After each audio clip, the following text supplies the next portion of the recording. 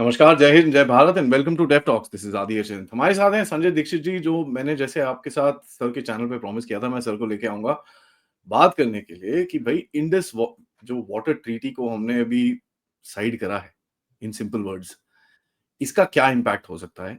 क्या होने वाला है आगे जाके और इमीडिएटली हम क्या कर सकते हैं?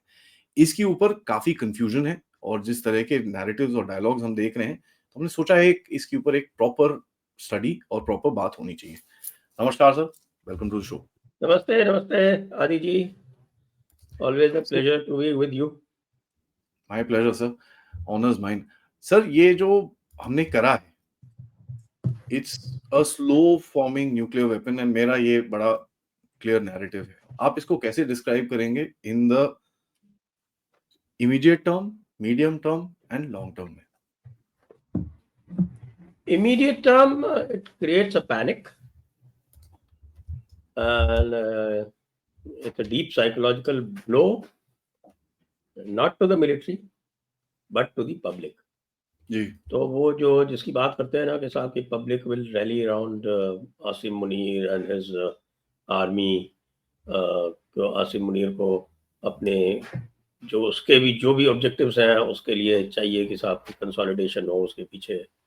तो इसके लिए छोटा मोटा war, mini war suits him. लेकिन ये जो आईडब्ल्यूटी है ना, वो इस पूरी थियरी में मेरे हिसाब से एक होल क्रिएट करता है। वैसे भी आर्मी की जो इज्जत है वो तो इमरान खान ने ले ही ली थी, उनके कपड़े उतार ही दिए थे, तो वो हमाम में पूरी तरह से, हमाम में क्या, तो पब्लिक में ही पूरी तरह से नंगे हैं। तो this IWT is a deep psychological blow, और नॉट ओनली फॉर आपकी इनका जो है नैरेटिव खत्म करता है, ये पंजाब और सिंध में आपस में झगड़े भी क्रिएट करता है। क्योंकि आईडब्ल्यूटी का जो भी अपॉर्शनमेंट हुआ था, तो उसमें 47% suppose to be for Punjab, 43% is suppose to be for आपका सिंध। सिंध।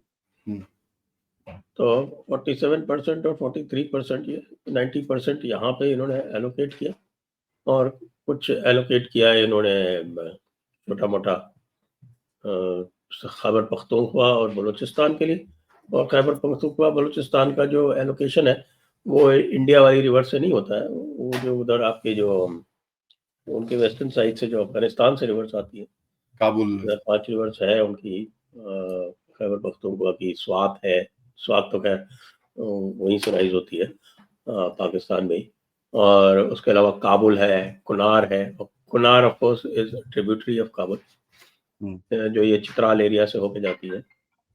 और फिर आपके कुर्रम है, और फिर वो एक छोटी मोटी एक और छोटी सी रिवर है बलूचिस्तान से आती है, सावन करके, सोन भी बोलते हैं उसको। तो उनका तो पानी जो है वो एलोकेशन हुआ है इसमें आपके केपी में और बलूचिस्तान में। और 10 MAF उन्होंने इस पूरे उसमें से करीब जो एलोकेशन की स्कीम है वो इट्स अबाउट 145 MAF, जबकि total availability right now is 135 already. 145 है, उसमें 10 MAF उन्होंने कोटड़ी बैराज से आगे रिलीज करने का है, सो दैट जो डेल्टा रीजन है इंडस का, उसमें पानी बहता रहे और सी का इनग्रेस ना हो। ये पाकिस्तान की स्कीम है। अब एक मैं आपको दिखाता हूँ, पहले पाकिस्तान की जो स्कीम है उसकी बात कर लूँ। तो एक मैप है मेरे पास, वो मैं डालता हूँ इधर से, वो कल वाला मैप। और उसको आप देखेंगे कि जब आईडब्ल्यूटी हुई थी तो फिर जो रावी और सतलज की जो कैनाल्स थी, उनको फीड करने के लिए 3 कैनाल्स अलग से बनाई गई जी, लिंक कैनाल्स बोलते हैं उनको। वो जो लिंक कैनाल्स हैं वो आपके एक तो सीधी जो है वो, ये देखें आप, इसमें आप देखें कि आपको सीधी सीधी, ये क्रेडिट दूंगा मैं, ये क्रेडिट जो है वो रोहित वत्स जी का है, रोहित वत्स जी ने इसको बनाया है, मैंने उनसे बोरो किया है, तो आई एम एक्नॉलेजिंग। और उस पर उनका जो केसरी ध्वज जो उनका हैंडल है वो भी लिखा हुआ है। तो ये आप जब ऊपर देखेंगे तो जहाँ चिनाब है, तो आप चिनाब को देखेंगे, झेलम है, चिनाब है, रावी है, सतलज है, ये 4 हैं, और उधर लेफ्ट में वो इंडस है। तो अब यहाँ से आपको सबसे पहले देखने को ये मिलेगा कि चिनाब से जैसे ही वो एंटर हो रही है, जहाँ आप देख रहे हैं केसरी ध्वज लिखा हुआ है, उसके जस्ट नीचे से एक आपको लाइन दिख रही है नीचे आती हुई। वो जो लाइन है वो चिनाब से रावी की लिंक है, तो नारोवाल पे आके मिलता है। सर इसको स्क्रीन शेयर कर सकते हैं तो फिर then we can point it and do it, it will be little easier for everybody. Screen share कर, वो 1 मिनट देखता हूँ। नहीं तो 1 सेकंड, आई जस्ट पॉज।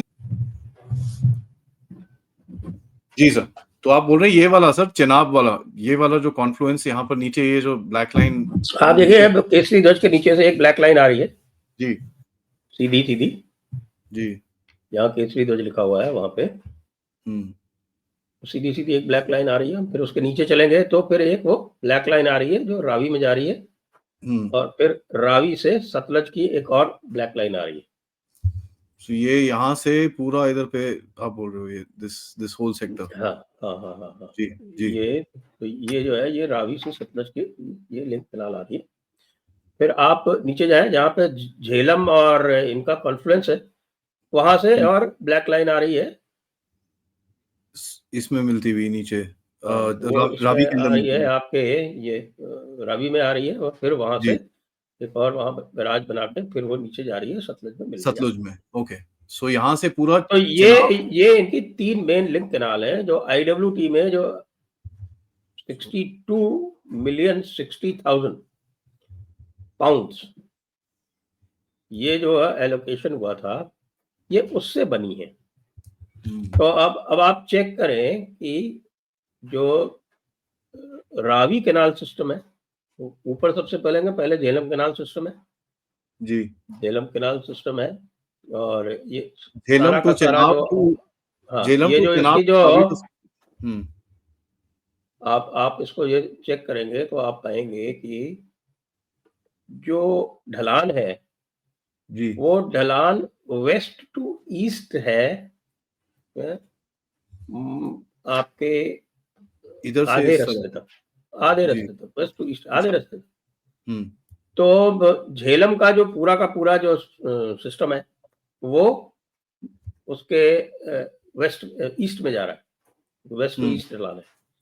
फिर आप आएंगे जब चिनाब पे तो पाएंगे आपकी उनका जो सिस्टम है वो आधा लगभग जो है वो जा रहा है वेस्ट टू ईस्ट, और लगभग आधा जो रावी से थोड़ा बहुत निकल रहा है वो भी थोड़ा बहुत वेस्ट की तरफ है, बाकी मोस्टली वेस्ट टू ईस्ट है। फिर रावी के नीचे जब आएंगे तो नीचे में रावी का हिस्सा आप देखेंगे कि वहां पे फिर ईस्ट साइड में ढलान है, वो ईस्ट साइड में जा रहा है थोड़ा सा, बहुत थोड़ा सा। बाकी आप जब सतलज में आएंगे तो सतलज का पूरा जो सिस्टम है वो ईस्ट टू वेस्ट है। और वो इसलिए भी आप देखेंगे कि जब वो हमारा जो पूरा जो राजस्थान कैनाल का जो सिस्टम है, यानी इंदिरा गांधी कैनाल जिसको हम बोलते हैं, जी, तो पूरा इंदिरा गांधी कैनाल जो है वो mostly east to west Indira Gandhi की। तो ये यहाँ के जो नेचुरल स्लोप्स है वो उसके हिसाब से ये इन्होंने ये सिस्टम बनाया हुआ है। अब ये जहाँ पे ये नारोवाल से मिलती है ना, अभी हंगामा हुआ था कि साहब शाहपुर कांडी से आपने जो है वो पानी रोक दिया रावी का, और बड़ा हंगामा हो गया। शाहपुर कांडी से पानी जो था वो लीन सीजन में केवल 1200 क्यूसेक पानी जा रहा था। जो 1200 क्यूसेक पानी था वो आपने केवल रोक, 1200 cusec is nothing, hardly 1200 cusec जो है एक मीडियम साइज जो डिस्ट्रीब्यूटरी होती है, जो कैनाल्स का जो सिस्टम होता है, सबसे बड़े तो मेन कैनाल होती है, मेन कैनाल बिग कैनाल है ना, टिपिकली 20,000 to 25,000 क्यूसेक्स। फिर मेन कैनाल से फिर आती है ब्रांचेस, और वो ब्रांचेस होती हैं आपके 8-10 हज़ार क्यूसेक टाइप की वो ब्रांचेस होती है। फिर उसके बाद डिस्ट्रीब्यूटरीज होती है, और डिस्ट्रीब्यूटरीज के बाद फिर वो सब डिस्ट्रीब्यूटरीज होती है, या फिर उसके बाद माइनर्स होती है, इस तरह से होती है आपकी। तो ये जो 1000-1200 है, ये एक सब डिस्ट्रीब्यूटरी मैक्सिमम जो है उसका डिस्चार्ज है, ये 1200 क्यूसेक। हाँ डी तो 1200 क्यूसेक पानी जो है वो बॉर्डर से, ये शाहपुर कंडी जहाँ बैराज बना है वहां से नारोवाल जो है वो करीब 20 किलोमीटर होगा, उसमें चलती है। उसके बाद नारोवाल पे ये कैनाल आ जाती है उसको फीड करने के लिए। उस कैनाल के 24,000 क्यूसेक उसकी डिजाइन कैपेसिटी है, और 24,000 क्यूसेक की वो आधी भी नहीं चलती है। क्यों? क्योंकि इन्होंने 20 साल से उसकी मेंटेनेंस ही नहीं की। इन्होंने उसमें ना तो लाइनिंग की है, वो सारा पानी जो है वो चला जाता है आपके जमीन में उसमें, और उसके आसपास जो है वो पूरे आपके मार्शी लैंड की प्रॉब्लम आ रही है वहां पर, जिसको हम वो सारा का सारा वाटर लॉगिंग की समस्या आ रही है। तो ये जो तीनों कैनाल है इनकी ये समस्या है। तो अभी मैं देख रहा था, कल मैंने आपको शायद मेंशन भी किया था कि लोग कह रहे हैं कि साहब कि ऑलरेडी आज की डेट में जो पानी चाहिए, जो इस टाइम पे अर्ली खरीफ शुरू हो जाती है, वी आर ऑलमोस्ट इनटू मई, तो मई में जो अर्ली खरीफ क्रॉप्स हैं वो शुरू हो जाती है। अर्ली खरीफ क्रॉप के लिए जो पानी चाहिए वो is about 11.8 MAF, this is the requirement at this time, this is lean season. और 11 MAF की जगह पे केवल 7.1 अवेलेबल है, 43% डाउन, 43%। और उसमें से ये कह रहे थे कि साहब कि एक हम इंडस के ऊपर एक डैम और बनाएंगे, कालाबाग डैम। वो कालाबाग डैम बना के और फिर वहां से पानी हम और सतलज तक ले जाएंगे, और फिर सतलज से हम कैनाल निकालेंगे, 6 कैनाल, और ले जाएंगे कोलिस्तान, रोही डेजर्ट जिसको बोलते हैं, रोही डेजर्ट में ले जाएंगे। तो वो तो आज शेल्व हो गया। आज मॉर्निंग में मैं देख रहा था कि कल वहाँ मीटिंग हुई, और उसमें वो पूरा का पूरा प्लान शेल्व कर दिया गया, क्योंकि आपको पता है कि वहाँ सिंध में एजुकेशन शुरू हो गए, रास्ते वास्ते ब्लॉक हो गए, ऊपर से आपने TTP ने इस तरफ आपके डेरा गाजी खान की तरफ जाके तो वहाँ भी उन्होंने भी ब्लॉक कर दिया। तो ये घबरा के, वैसे भी आपको पता है आसिम मुनीर जो है वो बेचारा अपनी आखिरी सांसें गिन रहा है कि पता नहीं क्या होगा। पूरे का पूरा इस्टेब्लिशमेंट यानी कोर कमांडर सारे के सारे उसके खिलाफ खड़े हुए हैं अभी, तो जैसी भी सूचना आ रही है। You will bear me out, आपके पास क्या सूचना है आप शेयर कर सकते हैं। तो अब ये तो IWD का सिस्टम है, इन्होंने डिजाइन किया हुआ है 145 MAF पे, जबकि ये जब रिवीजन वगैरह हुआ था तो ये 1991 का फिगर है, और उस टाइम पे भी 135 MAF से ज़्यादा अवेलेबल नहीं था। उसमें say about 100 MAF is from the Indian river. हमारे इंडियन रिवर से इनको कभी 100 MAF पानी मिलता है, जिसमें से आप ये समझिए कि लगभग 60 MAF जो है वो इंडस से मिलता है, तो 60 MAF के बाद करीब 25-30 MAF जो है 25 MAF के आसपास इनको मिलता है चिनाब से, करीब 15 MAF के आसपास इनको मिलता है झेलम से, प्लस कुछ एक्स्ट्रा अगर रावी में बहके या सतलज से निकल आए तो वो इनका बोनस है, वो 2-4 MAF हो सकता है।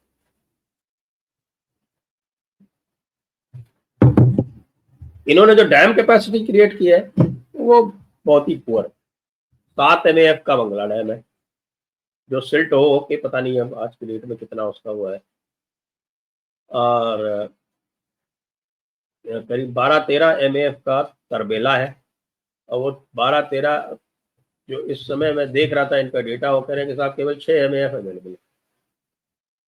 तो आप इस तरह की कैपेसिटी क्रिएट करोगे, जिससे कि ज़्यादा की कैपेसिटी, तो आप ये देखिए कि भारत की कैपेसिटी अगर आप देख लो, भारत के पास केवल 20% पानी है IWD का, इंडियन वाटर इंस्टीट्यूट है, इंडस बेसिन का केवल 20%, यानी 35 MAF भारत के पास है, 135 MAF पाकिस्तान के पास। और उस 35 MAF की जो कैपेसिटी है उसके लिए 3 बड़े डैम है। 8 MAF का भाखड़ा है, 7 MAF का पोंग डैम है ब्यास के ऊपर, और 3-3.5 MAF का रंजीत सागर डैम। तो उसमें 35 प्लस छोटे छोटे और डैम्स हैं, उसमें 2-3 MAF और आप ऐड कर लीजिए, इनमें सब में मिलाते हुए दुनिया भर के डैम है सतलज के, तो पता नहीं कौन कौन से, नाथपा जाकरी है, और वो एक्स है, वाई है, जेड है, सी है, प्लस आपके ब्यास के ऊपर छोटे छोटे कई सारे हैं। पांडो डैम है, पांडो से तो वो डाइवर्ट कर देते हैं पानी सतलज में काफी। फिर आपका क्या बोलते हैं, चेनाब पे 4 बड़े डैम है जो फंक्शनल है, और पिछले 2 दिन से आप देख रहे हैं सलाल डैम का कल का जो आया था, तो उसमें वो पूरा बंद था लेकिन पानी चढ़ गया उसमें, तो एक स्पिलवे आज खोला है उन्होंने। तो आई थिंक वो इनिशियल टेस्ट भी तो देना है ना सब पाकिस्तानियों को। हाँ, तो वो जो है अब वहां से पानी बहुत कम जा रहा है। अब उसमें जो कैपेसिटी क्रिएटेड है, इंडिया को 3.6 MAF अलाउड है पॉन्डेज, 3.6 MAF, और उसमें से इरिगेशन पर्पसेस के लिए 0.5 MAF ही अलाउड है। हाइड्रो इलेक्ट्रिसिटी के लिए थोड़ा और है, और फ्लड रिजर्व थोड़ा और है। तो टोटल पॉन्डेज है वो क्रिएट कर सकते हैं मैक्सिमम वो 6 MAF के आसपास कर सकते हैं। उसमें से भी 3 MAF करीब जो है वो किशन गंगा पे क्रिएट कर सकते हैं, और बाकी ये जो और इन्होंने क्रिएट कर रखे हैं ये 4 डैम, इसको मिला के 3 MAF। तो भाई अगर आप ये 6 MAF भी स्टोर कर दें, तो अभी जो टोटल अवेलेबल हो रहा है, जो ऑलरेडी इनका ऑलमोस्ट 50% पे है, 135 के 100 MAF जो जाता है भारत से, उसकी जगह पे 50-60 MAF पहले, उसमें 6-7 और कम कर दो, तो 10% तो इमीडिएट कम होगा। इमीडिएट, वही हम लोग कल जो कैलकुलेट कर रहे थे, एग्जैक्टली सर, करेक्ट। तो वो 10% इमीडिएट कम हो जाता है। तो 10% की कमी का मतलब ये है कि आपका क्रॉपिंग जो होती है ना, जो आपकी क्रॉप हस्बेंड्री होती है, वो ऐसे नहीं होती है। उसमें आपको पानी जो है वो जितना देना है उतना देना है। अगर 10% पानी कम होगा ना, तो वो 10% क्रॉप फेलियर नहीं होगी, वो पूरी क्रॉप फेल होगी। समझिए मेरी बात।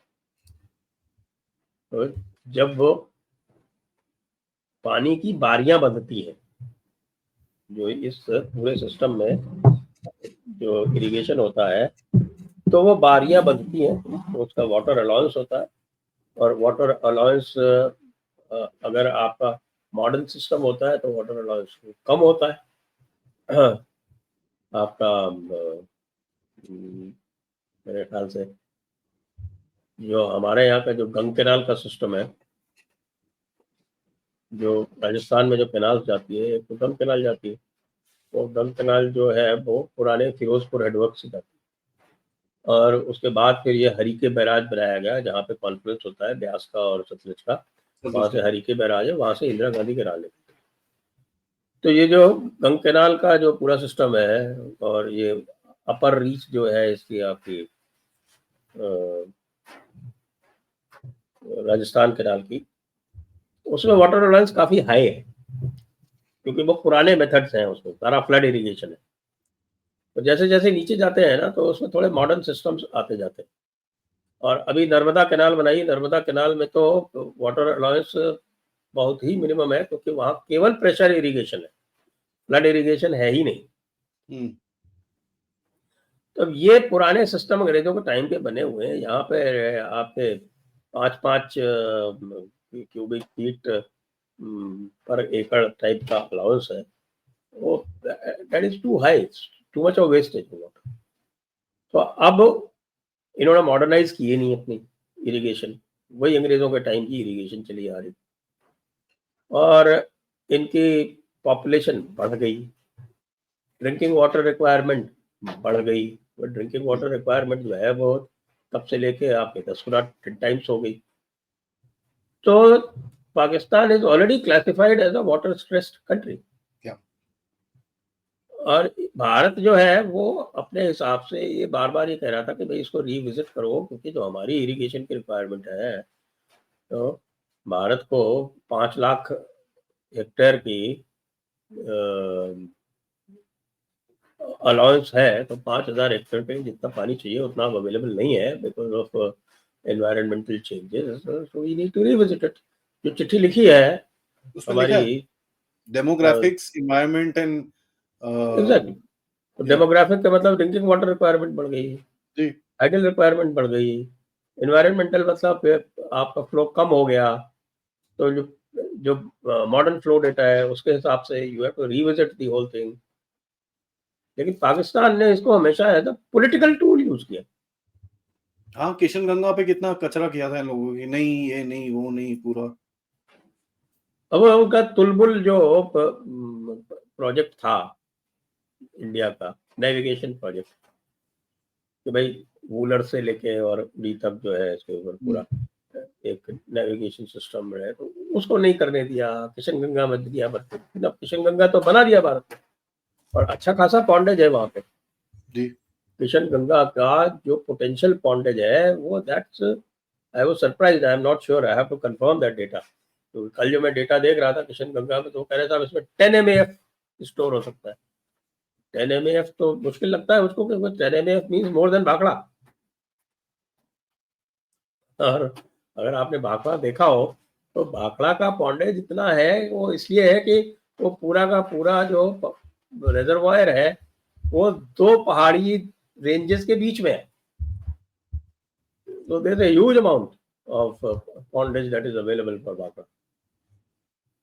तो I have to revisit that data और मैं थोड़ा उसको करूँगा। लेकिन किशनगंगा जो है among all the dams available, Kishanganga has the highest pondage। उसको आप और आगे बढ़ाएंगे, जो आपने बहुत ज़्यादा परवाह की नहीं और आप अपना काम करते रहे, इन लोगों के ऑब्जेक्शन के बाद भी करते रहे, वो बहुत अच्छा काम किया और उसकी वजह से अब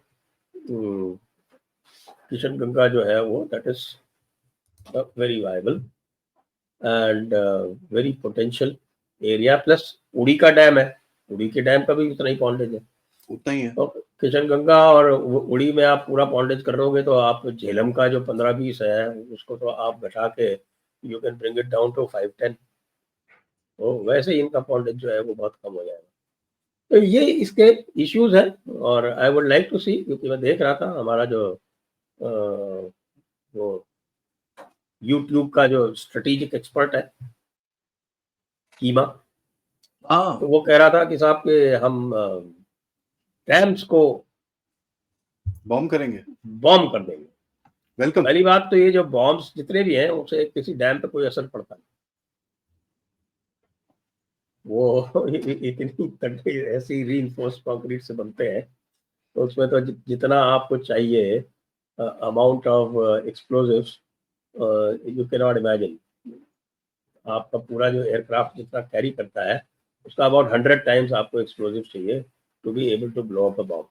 sir, So that second can world war only में happen अगर आप उसको अंदर से जाके उसके अंदर घुस के और उसके प्लांट करो, उतना सारा लगाओ, तब हो सकता सेकेंड वर्ल्ड वॉर में एक पूरी यूनिट बनाई थी ब्रिटिशर्स ने, जिनका काम ही डैम बस्टिंग था। They were called the dam busters. वो बाउंसिंग है। बॉल, इतने बड़े बड़े गोले लेके बाउंसिंग बॉल्स लेके मारते थे डैम्स के ऊपर। So it was very difficult. You are absolutely correct sir. But एक चीज है सर, कीमा साहब will be floating with his underwear close to the coast of Africa अगर उसने बॉम्ब कर भी दिया तो। नहीं, क्योंकि मतलब ये भी एक फैंटास्टिक आइडिया है कि जो लोअर राइपेरियन है वो अपर राइपेरियन में डैम बर्स्ट कर दे सो दैट देयर इज खुद ही बह कंप्लीट गए। फ्लड। ये तो हम जो है वो बात करते रहते हैं कि भाई चाइना का जो ब्रह्मपुत्र में उसका जो प्लान है उससे हमें क्या खतरा है। लॉट ऑफ पीपल से कि नहीं साहब हमारा पानी कम हो जाएगा, वो सब बेकार की बात है। उससे खतरा सिर्फ इतना है कि भाई China can flood your lower basin when ever it wants. या उसके लिए भी आप रिजर्वॉयर्स बना रहे हो अभी स्टोरेज के लिए, तो उसमें वो भी। वो पॉन्डेज जो है उसका प्लानिंग अबाउट 33 एमएएफ। हालांकि कुछ लोग कह रहे हैं कि साहब इतना नहीं हो सकता, मैक्सिमम मगर 33 एमएएफ जो है, तो 33 एमएएफ को काउंटर करने के लिए India is making another dam with about 18 MAF पॉन्डेज। वो इसलिए है कि अगर मान लो आपने पानी वहां से छोड़ा तो हम उसको कंट्रोल कर सके। इसलिए बनाया जा रहा है डैम। जी। नहीं तो अगर आपने पानी वहां पर रोक लिया तो फिर नीचे डैम बनाने का क्या सेंस है, बताइए। सर सर मेरे को ये तो बताइए, इनके जो प्रोजेक्ट्स हैं, इन्होंने जो सतलुज ब्यास के ऊपर भी इतने सारे प्रोजेक्ट्स बनाए हुए हैं इन्होंने भी, जहाँ पर इंडस के तो अलग हैं इनके, बट वो सतलुज ब्यास जो पाकिस्तान में घुसती है वहां पर भी एक दो प्रोजेक्ट्स इन लोगों ने बना रखे हैं। फॉर एग्जाम्पल एक इनका है मंगला, जो आता है नीचे, तरबेला और दासू तो ऊपर बना हुआ है उसका, बट ये जो जैसे मंगला प्रोजेक्ट है, और Mangla project is not a small Mangla is on Jhelum ना। झेलम। अ, क्या होगा उसका? नहीं, मंगला तो ऑलरेडी सिल्टेड है, वैसे भी 7 MAF का है वो, equal to about our own dam. लेकिन बैड मेंटेनेंस की वजह से कैपेसिटी बहुत लिमिटेड होगी। ये जो बात करते हैं ना 100 MAF की, मुझे नहीं लगता है 100 MAF जिसकी बात कर रहे हैं इनके पास जो है वो 60-70 MAF से ज्यादा जा रहा है। तभी तो कह रहे हैं कि साहब 43% शॉर्टेज है। शॉर्टेज क्या है, उनकी पॉन्डेज ही कम हो गई, they can not store enough water. तो मंगला तो as a project it's dead. Mangla is deeply silted, Tarbela is deeply silted. Kalabagh dam की ये बात कर रहे थे, कालाबाग इन्होंने कल ही अबेंडन किया है। कल ही किया। अब एक वो भाषा डैम जो वो बनाना चाहते हैं, वो चाइना की मदद से बना रहे हैं इंडस के ऊपर, तो उसमें वो कुछ पॉन्डेज क्रिएट कर लेंगे। यदि कर लेंगे, भारत उस पर ऑब्जेक्शन करता रहता है क्योंकि उसका जो रिजर्वायर पूरा का पूरा है वो इंडियन टेरिटरी, यानी कि जो गिलगित बाल्टिस्तान है उस एरिया में आता है। अब एक और इसमें जो आप इश्यू बनता है इंडस वाटर ट्रीटी में, वो ये बनता है कि साहब ये लोग कहते हैं कि साहब आप इसको कैसे, how will you abrogate the treaty, because IWT funnily enough doesn't have an abrogation clause, it has a modification clause। तभी आपने सुना होगा तो चिल्लाहट हो रही है कि साहब ये ट्रीटी इन परपेचुइटी है, इसको तो आप कैसे चेंज कर सकते हैं। तो ये मैं आपके यहाँ एक्सप्लेन कर चुका हूँ। उनकी तरफ से नहीं सर, एक्सप्लेन हमारी करते तरफ से हैं। चिल्लाहट हो रही है ज्यादा, बाय द वे। सॉरी मैं इंटरप्ट कर रहा हूँ आपको, बट हमारी तरफ से ज्यादा चिल्लाहट है क्योंकि हमारी तरफ से लोगों को समझ में नहीं आ रहा। No no, this is not implementable. अब चमन तो हमारी तरफ भी कम नहीं है ना। अगर वो उस लेटर को ही पढ़ लें जो भारत की वाटर रिसोर्सेज सेक्रेटरी ने लिखा है पाकिस्तान के इरिगेशन सेक्रेटरी को, तो उसी से स्पष्ट हो जाता है भाई, fundamental changes in material circumstances के बेसिस पे हमने article 12(3) of the Indus waters treaty में कहा था कि भाई इसका मॉडिफिकेशन कीजिए, जिसको उन्होंने रिस्पॉन्ड नहीं किया। तो फंडामेंटल चेंजेस है, और fundamental changes in material circumstances is a ground for unilateral abrogation in the Vienna Convention on the law of treaties, article 62। उसका सभी लोग जो देखना चाहते हैं वो आर्टिकल 62 से लेकर आर्टिकल 67 तक उसको पढ़ लें। दूसरी बात, एक जो सबसे फंडामेंटल प्रॉब्लम जो है वो IWT में, जिसको मैं बहुत सीरियस मानता हूँ, वो ये है कि एक तरफ तो आप ये कह रहे हैं कि ये जो पूरा का पूरा POJK है वो हमारा एरिया है, करेक्ट, वो हमारा एरिया है।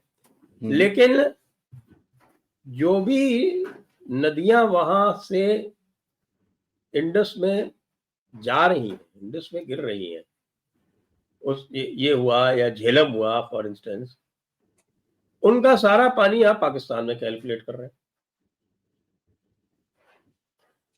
अब मैक्सिमम कंट्रीब्यूशन आप अगर नीचे से चलेंगे तो आप देखेंगे कि साहब एक बड़ी नदी जो मिलती है as soon as Indus crosses, Indus जो है वो क्रॉस करती है LOC और एंटर करती है POJK, तो सबसे पहले वहां श्योक रिवर आके उनसे मिलती है। Shyok is a huge river. फिर श्योक के बाद फिर ऑडियंस के लिए Shyok is the same river जहां पर Galwan and that entire reason वहां से घूमती हुई आती है लद्दाख। हाँ, वो पूरा यू टर्न लेके फिर उधर से आपके वो नुब्रा वैली से होते हुए नुब्रा रिवर श्योक में आती है और श्योक से उधर वो जाती है। और ह्यूज ह्यूज ग्लेशियल मेल्ट, सबसे ज्यादा ग्लेशियल मेल्ट यहीं से मिलता है। फिर आप श्योक के आगे चलेंगे तो फिर वहां जो है वो दूसरी नदियां गिलगित बाल्टिस्तान में वो मिलती हैं, फिर और आगे चलती है तो फिर गिलगित इटसेल्फ आके मिलती है, गिलगित रिवर आके मिलती है। गिलगित काफी बड़ी रिवर है, इसमें उसका अच्छा खासा डिस्चार्ज है। गिलगित में जहाँ पे वो मिलती है आके, गिलगित से करीब 20 किलोमीटर आगे उसका कॉन्फ्लुएंस है। और गिलगित में खुद में वो आपके जो हुंजा रिवर है वो आके मिलती है। फिर और आगे आप चलते हैं तो फिर खैर छोटी छोटी और नदियां मिलती हैं। फिर आगे जब चलती है इंडस तो फिर आपके स्वात रिवर मिलती है। स्वात तो चलो हम केपी में मान लेते हैं उसको, दैट इज काबुल, नॉट ये वो इंडियन टेरिटरी। फिर आपको Kabul river contribute about 25 MAF। तो इसलिए भारत ने ये भी कहा है कि भाई भारत से और अफगानिस्तान की बात चल रही है, काबुल पे डैम बनाएंगे जलालाबाद के आगे, और जिससे कि वो जो कुनार का जो पानी है वो भी यूज हो जाए वहां पे, और कुर्रम पे बनाएंगे। काबुल और कुर्रम ये जो दो बड़ी नदियां हैं। Kabul contributes of course about 20-25 MAF to the system. Kurram is only one और टू, उसमें बहुत ज्यादा दम नहीं है। और छोटी मोटी ये सावन आवन जैसी है, सोन जैसी जो नदियां हैं ये भी उसमें और आके वहां मिलती है। तो इन द नटशेल ये पिक्चर है इसकी।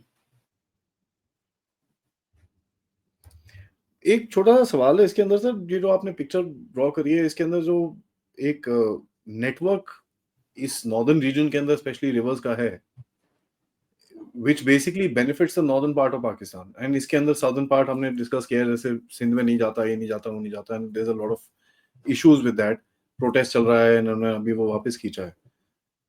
इनके पास अपना इकोसिस्टम तो कुछ है नहीं कि ये कुछ आगे इधर उधर कर सकें। अभी पहली बार ये I think after independence they plan to make canals, अब वो भी खत्म हो गए।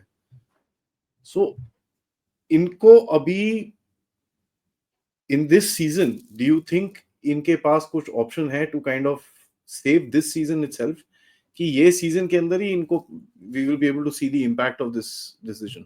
आई think we will be able to see the impact also, क्योंकि ये जो सीजन रहा है, जो पिछला सीजन रहा है, उसमें स्नोफॉल काफी कम हुआ है। दैट्स स्नोफॉल काफी कम हुआ है। तो जो ग्लेशियल मेल्ट है वो that is already down by more than 50%। तो इन नदियों में पानी जो है, जो भी ग्लेशियल मेल्ट का जो पानी है, वो पहले से भी कम हो जा रहा है। और उसकी अगर फुल पॉन्डेज अगर भारत कर लेगा और ओवर एंड अबव जो फ्लड रिजर्व और आपके इरिगेशन रिजर्व, जो सारे रिजर्व अवेलेबल है, वो सारे पॉन्डेज कर लेगा तो वे they will be down by almost 60-70%। तो they are going to face help. और जैसा मैंने कहा 10% 20% अगर पानी की शॉर्टेज है तो पूरी क्रॉप डिस्ट्रॉय होती है। ये नहीं है कि साहब उसमें 20% लॉस होगा, तो पूरी क्रॉप जाएगी।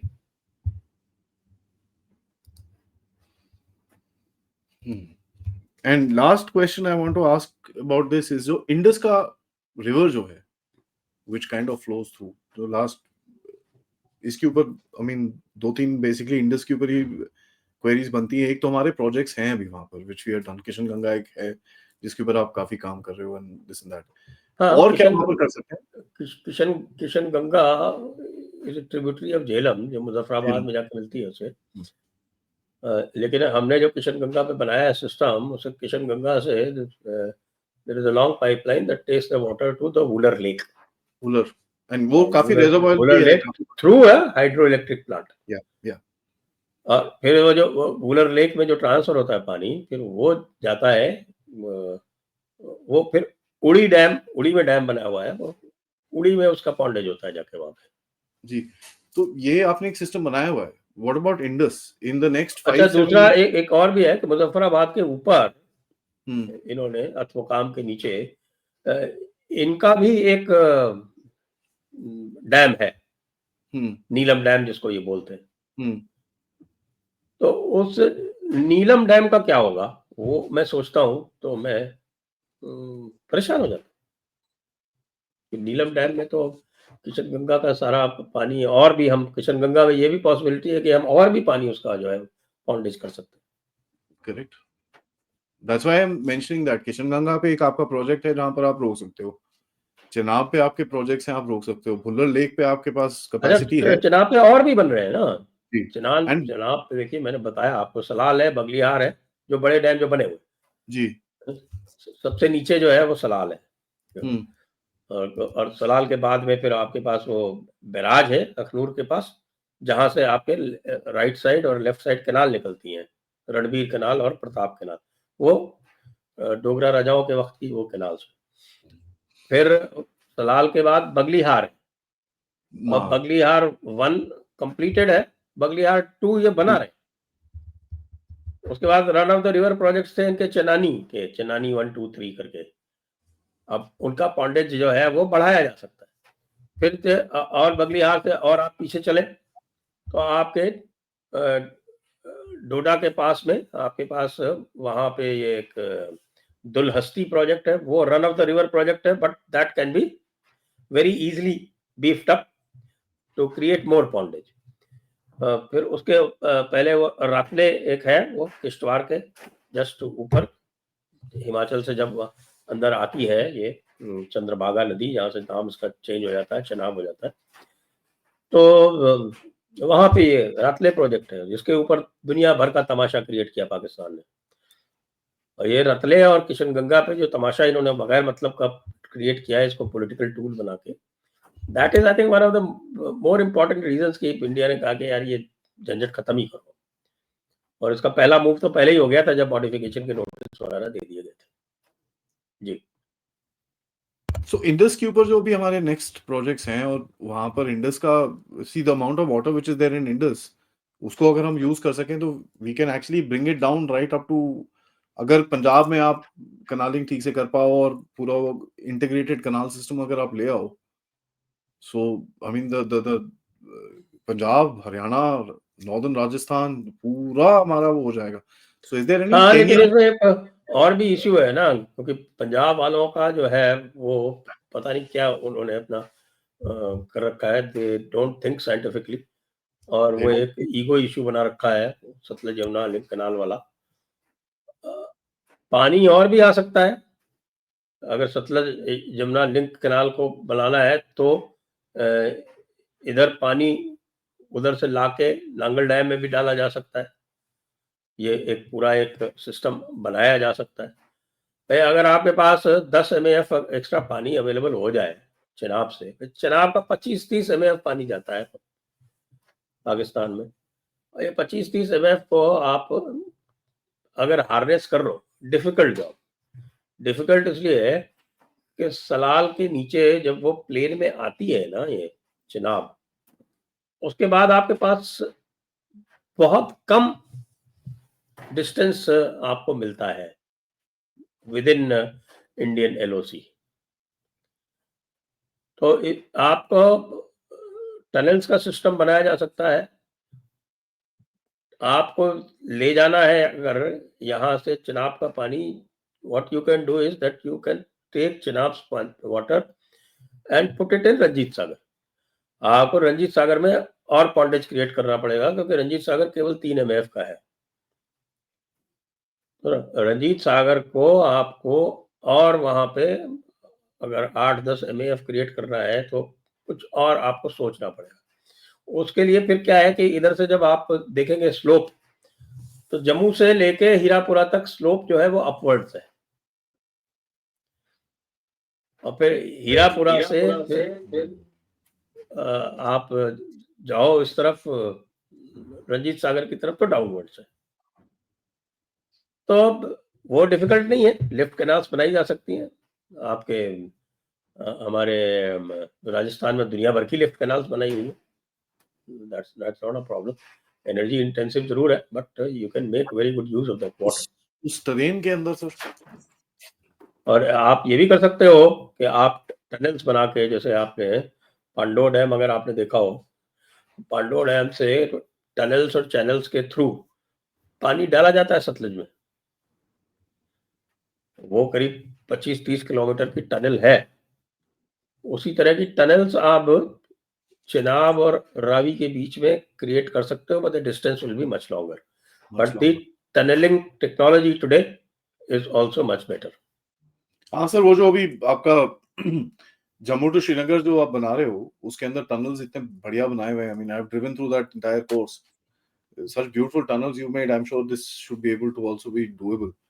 And tunnel network से तो जो connectivity अभी बढ़ी है in that region is Yeah, but I'm talking about 50, 100 kilometers tunnels. yeah, I know, Very I know. long. It's very long. They're very, very capital intensive also. It is, but somewhere down the line, I think हमको ये करना पड़ेगा, because you know, looking at the condition in Punjab, जिस तरह का land और soil condition है वहाँ पर अभी, जो latest reports आ रही हैं, it's actually not fit for cultivation. उसको बोल रहे हैं कि भाई 1-1.5 साल छोड़ना पड़ेगा with proper nitrates वो and तो इन्होंने उसका जो है ना, वो टोटल मिसमैनेजमेंट कर लिया। अब यार, ये 5-5, 5.5 का जो वाटर अलाउंस लेके आप वहाँ पे कल्टीवेशन कर रहे हो, तो पूरी आपकी सॉइल जो है सलाइन हो गई है जी, and your water table is shrunk down completely. Water table नीचे चली गई, और जो जहाँ पे कैनाल्स हैं वहां पे वाटर लॉगिंग हो गई, वाटर लॉगिंग की वजह से सैलिनिटी हो गई, you have created deserts there. Yeah. और अगर आप उनको समझाओ, यानी नोनोजेनेरियन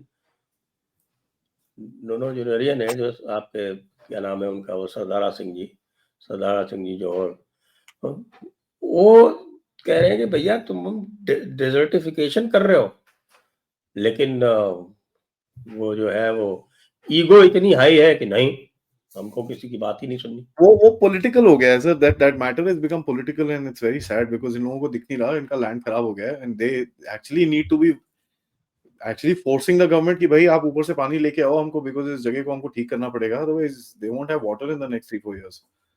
इनकी हालत बहुत खराब होने वाली है वहां पर। So that's what my point would be, that अगर इसके ऊपर कुछ करना है तो we need to, if there is an alternative to the land in Punjab that needs to be found, then this project becomes even more important to actually go forward. Sir ji, thank you so much. आपने time निकाला for this, and this is a very important subject जो समझना पड़ेगा इसके ऊपर. We all need to do reading, because जो भी वो चल रहा है, no, कुछ नहीं हो सकता, ये नहीं हो सकता. I'm sure this season itself we will come to know कितना हो सकता है. तो किसी ने मेरे को कल एक डायलॉग सा बोला था, 27 के 27 लाख. तुमने 27, इन्होंने 27 हमारे आके मारे हैं यहाँ पर, एक चीज से 27 लाख लोग already are in danger. So forget anything else going forward. Thank you sir. Audience सबको रिक्वेस्ट है, वीडियो को लाइक करिए, सब्सक्राइब करिए एंड शेयर जरूर करिएगा. नमस्कार sir. Thank you very much.